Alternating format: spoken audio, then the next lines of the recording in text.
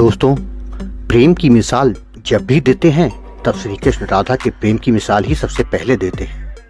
कहते हैं कि जीवात्मा और परमात्मा का मिलन राधा श्री कृष्ण का प्रेम है। श्री कृष्ण बचपन से ही राधा को प्रेम करते थे। श्री कृष्ण के दैवी गुणों के बारे में राधा को पता था। अपने मन में प्रेम की स्मृतियों को राधा ने जिंदगी भर बनाए रखा। दोनों के रिश्ते की यही सबसे बड़ी खूबसूरती थी। शास्त्रों में कहते हैं कि दो ही चीजें सबसे ज्यादा भगवान श्री कृष्ण को अपने जीवन में प्रिय थी। श्री कृष्ण की यह दोनों चीजें एक दूसरे से प्रेम में गहराई से जुड़ी थी और वो थी बांसुरी और राधा। राधा श्री कृष्ण की तरफ उनकी बांसुरी की धुन की वजह से ही खींची आती थी। श्री कृष्ण अपने पास बांसुरी राधा की वजह से ही रखते थे। श्री कृष्ण और राधा का मिलन भले नहीं हुआ, लेकिन एक सूत्र में दोनों को हमेशा बांसुरी ने ही बांधे रखा था। कृष्ण के हर चित्र में बांसुरी जरूर होती है। राधा के प्रति श्री कृष्ण के प्रेम का प्रतीक बांसुरी ही है। कई अलग अलग विवरण राधा से जुड़े हुए हैं, लेकिन एक ऐसी ही प्रचलित कहानी हम आपको बताने जा रहे हैं। जब मामा कंस ने बलराम और कृष्ण को आमंत्रित किया था, उस समय राधा पहली बार भगवान श्री कृष्ण से अलग हुई थी। यह खबर जब वृंदावन के वासियों ने सुनी तो वो बहुत दुखी हो गए। जब श्री कृष्ण मथुरा जा रहे थे, उससे पहले वो राधा से मिले। राधा को श्री कृष्ण के मन की हर गतिविधियां पता थी।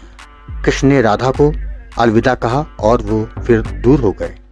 राधा से कृष्ण ने वादा किया था कि वह वापस जरूर आएंगे, लेकिन उनके पास श्री कृष्ण वापस नहीं आए। हालांकि रुक्मिणी से कृष्ण की शादी भी हो गई। श्री कृष्ण को पाने के लिए रुक्मिणी ने कई तरह के जतन किए थे। अपने भाई रुक्मी के खिलाफ रुक्मिणी ने श्री कृष्ण से शादी की।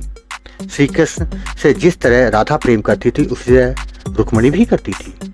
श्री कृष्ण को रुक्मिणी ने एक प्रेम पत्र भेजा था, जिसमें लिखा था कि वह उन्हें आकर यहाँ से ले जाए। उसके बाद रुक्मिणी के पास कृष्ण गए और शादी कर ली। वृंदावन जब कृष्ण ने छोड़ दिया था, तब से राधा का वर्णन बहुत ही कम हो गया।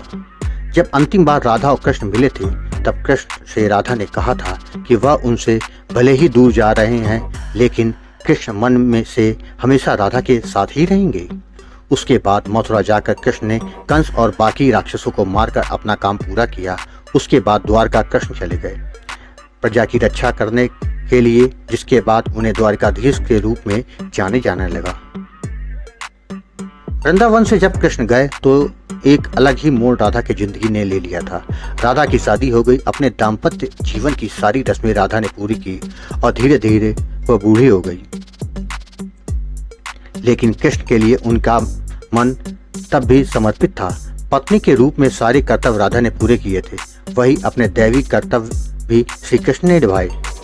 राधा जब अपने सारे कर्तव्यों से मुक्त हो गई, तब वह अपने प्रीतम श्री कृष्ण से अंतिम बार मिलने पहुंची। उन्होंने श्री कृष्ण की रुक्मिणी और सत्यभामा से विवाह के बारे में द्वारका जाकर पता चला, लेकिन वह बिल्कुल भी निराश नहीं हुई। राधा को जब कृष्ण ने देखा तो वो बहुत खुश हुई। एक दूसरे से दोनों ने संकेतों के जरिए काफी देर तक बात की। कान्हा की नगरी द्वारिका में राधा को कोई नहीं जानता था। कृष्ण ने महल में राधा को देविका के रूप में उनके अनुरोध पर नियुक्त किया। महल में दिन भर राधा रहकर सारे काम करती और जब राधा को मौका मिलता तो वह कृष्ण के दर्शन करती थी। श्री कृष्ण के साथ पहले जैसा आध्यात्मिक जुड़ाव राधा ने महसूस नहीं किया। इसी वजह से वह महल से दूर जाने का फैसला किया। ऐसा फैसला उन्होंने इसलिए लिया ताकि श्री कृष्ण के साथ गहरा आत्मीय संबंध वह दूर जाकर दोबारा स्थापित कर पाएगी। वह कहाँ जा रही है उन्हें नहीं पता था, लेकिन भगवान श्री कृष्ण जानते थे। जैसे जैसे समय बीतता गया, राधा अकेली और कमजोर हो गई। उस समय भगवान श्री कृष्ण की आवश्यकता राधा को हुई। भगवान श्री कृष्ण अंतिम समय में उनके सामने आए। राधा से श्री कृष्ण ने कहा कि वह कुछ उनसे मांगे, लेकिन राधा ने उनसे इनकार कर दिया। दोबारा राधा से कृष्ण ने अनुरोध किया तो उन्होंने कहा वह एक बार और अंतिम बार उनके लिए बांसुरी बजा दे। बांसुरी लेकर श्री कृष्ण सुरीली धुन से बजाने लगे। दिन रात तब तक बांसुरी श्री कृष्ण ने बजाई, जब तक आध्यात्मिक रूप से राधा कृष्ण में विलीन नहीं हो गई। अपने शरीर को राधा ने बांसुरी की धुन सुनते सुनते त्याग दिया।